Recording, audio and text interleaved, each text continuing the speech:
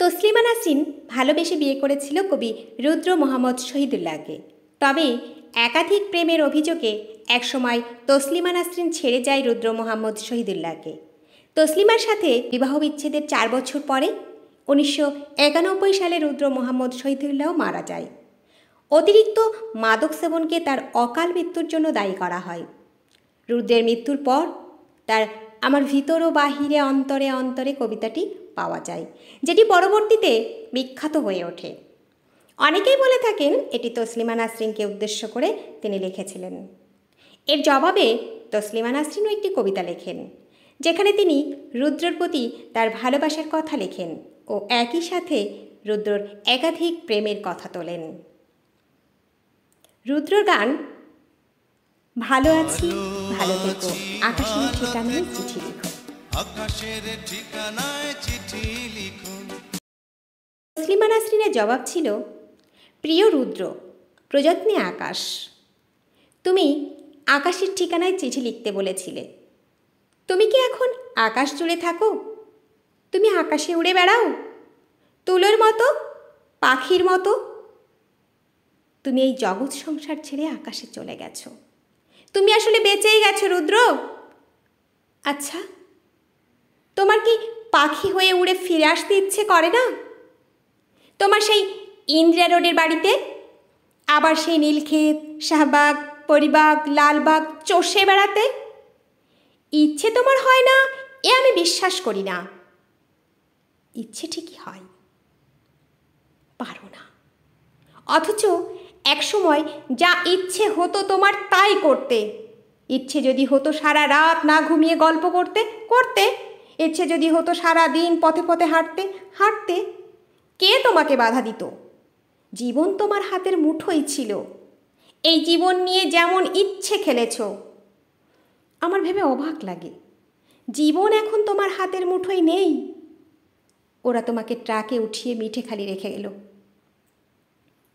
তুমি প্রতিবাদ করতে পারোনি। আচ্ছা, তোমার লালবাগের সেই প্রেমিকাটির খবর কি? দীর্ঘ বছর প্রেম করেছিলে তোমার যে নেলি খালার সাথে। তার উদ্দেশ্যে তোমার দিস্তা দিস্তা প্রেমের কবিতা দেখে আমি কি ভীষণ কেঁদেছিলাম একদিন। তুমি আর কারো সঙ্গে প্রেম করছো এ আমার সইতো না। কি অবুঝ বালিকা ছিলাম, তাই কি? যেন আমাকেই তোমার ভালোবাসতে হবে, যেন আমরা দুজন জন্মেছি দুজনেরই জন্য। যেদিন ট্রাকে করে তোমাকে নিয়ে গেল বাড়ি থেকে, আমার খুব দম বন্ধ লাগছিল। ঢাকা শহরটিকে এত ফাঁকা আর কখনো লাগেনি। বুকের মধ্যে আমার এত হাহাকারও আর কখনো জাগেনি। আমি ঢাকা ছেড়ে সেদিন চলে গিয়েছিলাম ময়মনসিংহে। আমার ঘরে তোমার বাক্স ভর্তি চিঠিগুলো হাতে নিয়ে জন্মের কান্না কেঁদেছিলাম। আমাদের বিচ্ছেদ ছিল 4 বছরের। এত বছর পরও তুমি কি গভীর করে বুকের মধ্যে রয়ে গিয়েছিলে সেদিন আমি টের পেয়েছি। আমার বড় হাসি পায় দেখে। এখন তোমার শয়ে শয়ে বন্ধু বেরোচ্ছে। তারা তখন কোথায় ছিল যখন পয়সার অভাবে তুমি একটি সিঙাড়া খেয়ে দুপুর কাটিয়েছ? আমি না হয় তোমার বন্ধু নই, তোমাকে ছেড়ে চলে এসেছিলাম বলে। এই যে এখন তোমার নামে মেলা হয়, তোমার চেনা এক আমিই বোধ হয় অনুপস্থিত থাকি মেলায়। যারা এখন রুদ্র রুদ্র বলে মাতন করে, বুঝি না তারা তখন কোথায় ছিল। শেষ দিকে তুমি শিমুল নামের এক মেয়েকে ভালোবাসতে। বিয়ের কথা হচ্ছিল। আমাকে শিমুলের সব গল্প একদিন করলে। শুনে তুমি বোঝোনি আমার খুব কষ্ট হচ্ছিল। এই ভেবে যে তুমি কি অনায়াসে প্রেম করছো, তার গল্প শোনাচ্ছ। ঠিক এই রকম অনুভব একসময় আমার জন্য ছিল তোমার, আজ আর একজনের জন্য তোমার অস্থিরতা। নির্ঘুম রাত কাটাবার গল্প শুনে আমার কান্না পায় না বলো?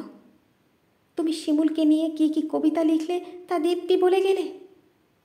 আমাকে আবার জিজ্ঞেসও করলে কেমন হয়েছে। আমি বললাম খুব ভালো। শিমুল মেয়েটিকে আমি কোনোদিন দেখিনি, তুমি তাকে ভালোবাসো। যখন নিজেই বললে তখন আমার কষ্টটাকে বুঝতে দেইনি। তোমাকে ছেড়ে চলে গেছি ঠিকই, কিন্তু আর কাউকে ভালোবাসতে পারিনি।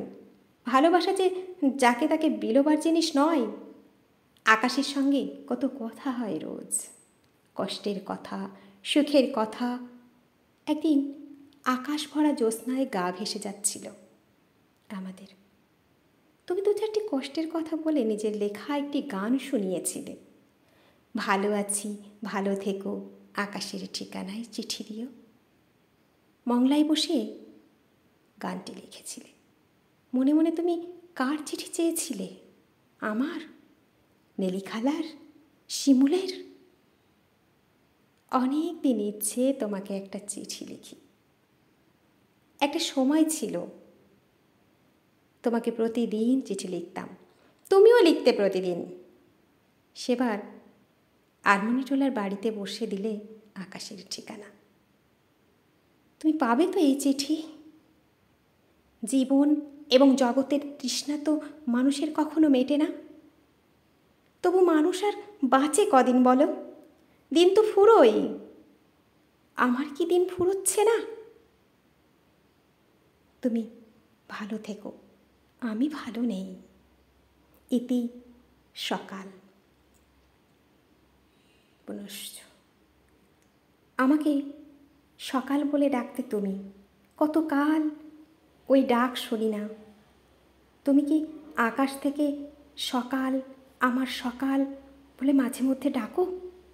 নাকি আমি ভুল শুনি?